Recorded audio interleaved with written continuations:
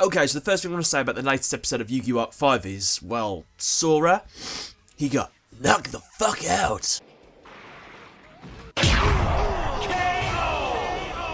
So I actually can't wait to talk about this because I was going to talk about it at the end of the review because that's kind of chronologically how it happens in the episode. I kind of talk chronologically about reviews, but this was so awesome I had to say it at the start. So Sergey, he's basically Iron Man, isn't he? Because he's got like an AI kind of talking to him, which is Roger. He's like his Jarvis. He's got like his robotic eye, which is like, you know how Iron Man sees things with like all the scanners and stuff. And now he's got rocket shoes. So he can fly. Okay. So this episode is a continuation of the last one where Yuya has got out his 2 dragons. He's got out Yuto's dragon and his dragon. Also, Yuri's got his dragon out and Yugioh's got his dragon out. Everyone is all in sync. They've got the glowing eyes. Yuya's freaking out in his rage mode. That's my alarm. Now, all of the Yuya incarnations, they're all saying that they need to become one, which I'm not sure who is actually saying this. Like, obviously the characters are the same, but are the dragons talking through the characters, as in the dragons all need to combine to become one? Or is it the people, like the actual main characters? I know Yuto and Yuya have kind of fused together, but is that what the real goal is? Is it the people that need to be brought together, or is it the dragons? Because it's interesting, because in these other dimensions, they're basically parallels of our world kind of thing, or the standard dimension, and yet there's only 2 characters that seem to have alternate versions of themselves, which are Yuya and Zuzu. So perhaps there's something that's happened where they were able to split them into the 4 personalities, and they are all one person originally. There are 4 aspects, because they all seem to have different personalities, so maybe they're 4 aspects of the same person that all need to come together to make a whole person. So Yuri and Yugioh start, well, mainly Yuri starts walking towards Yuya as if they were going to like fuse together, but then Zuzu has to show up and spoil all the fun. She managed to find her way there with a Yuya tracker. Yuya tracker. Basically, it lets out this big glow which sends Yuri and Yugioh to some other place, and it turns Yuya back to normal. The only thing I didn't like about this was that they're in the synchro dimension. If Yuri's been sent back to, say, the fusion dimension, which makes sense, then why would Yugioh disappear? Because this is his dimension. Where else can he go? Has he just got teleported somewhere else? I just don't really get this whole where do they teleport to, and it's a bit stupid. Plus, Yugioh and Yuri didn't get to finish their duel, so obviously we won't find out the result of that duel.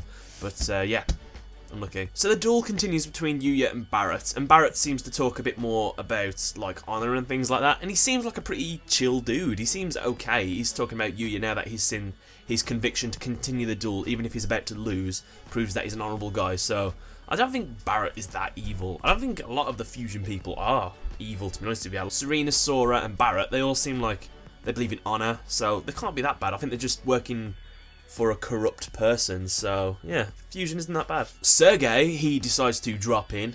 Oh, you like my pun? And he basically does an intrusion duel thing where they lose 2,000 life points. He says, I'm going to defeat you, yeah, I'm going to take Yuzu back with me and Serena. And during this duel, he actually summons out some Earthbound Immortal cards, which was surprising because we haven't seen these since Yu-Gi-Oh! 5Ds, and I thought it was only the Dark Signers that could use it.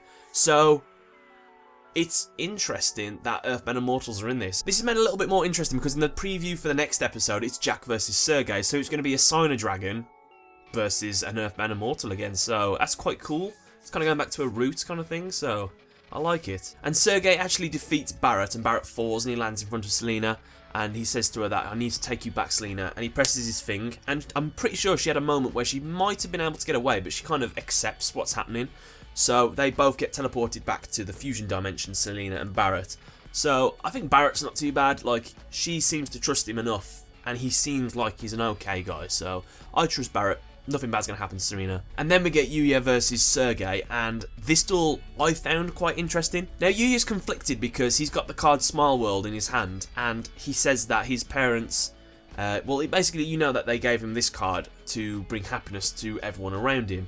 But he says that this card, he needs to sort of cast it aside kind of thing, because by doing that, he can make one person smile, which would be Yuzu, who's currently trapped. So he actually discards Smile World, and for me, I'm not sure if that was the right thing or the wrong thing to do, like morally, because obviously that wouldn't have been able to help him in the duel, but what that card represents is kind of like the theme of this show, about smiling to sort of forget about problems and making people happy.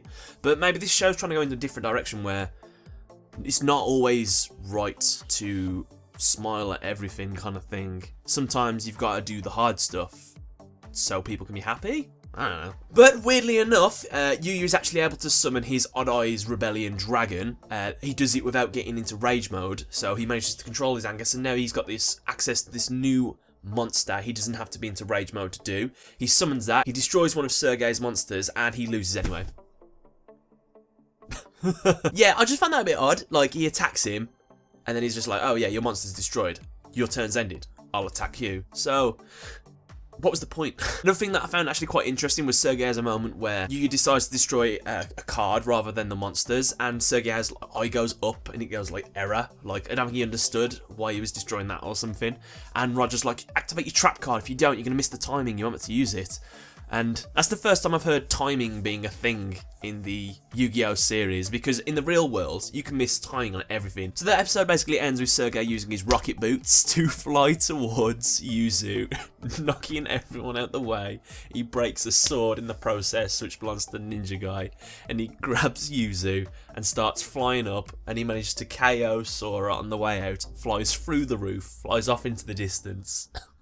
Goes to the city. I'm sorry, but if you're the script writer, this must be how it went in like the meeting room. And the robot man grew rocket boots out of his shoes and flew towards the samurai, knocked them all down, then hit the small child whilst in midair and flew out the window to the magical city in the sky. It's a bit silly. So that was the summary of the episode. Basically, all I can really take from this is that all the Yuyas want to become one. Yuzu has something to do with all of this because she's able to stop everyone. Why couldn't Celina do the same thing? Why are the standard people more important than the rest of the people? Maybe it's because they're the originals, I don't know. Yuya losing again. I wish he'd... Well, I don't really mind. Like, it's okay if a main protagonist loses every now and then. We don't have to have a Yugi or a Yusei who wins every single duel. It shows character development when they lose and they're able to overcome that obstacle later. So just let me know what you guys thought. Was there a better move that you could have played to win that duel? And yeah, don't forget to leave a like, favourite and subscribe, and thanks for watching. Now if you enjoyed that review, I've got a whole channel of other reviews you can watch if you're interested in those as well. Just use the link in the description, you can follow them over there.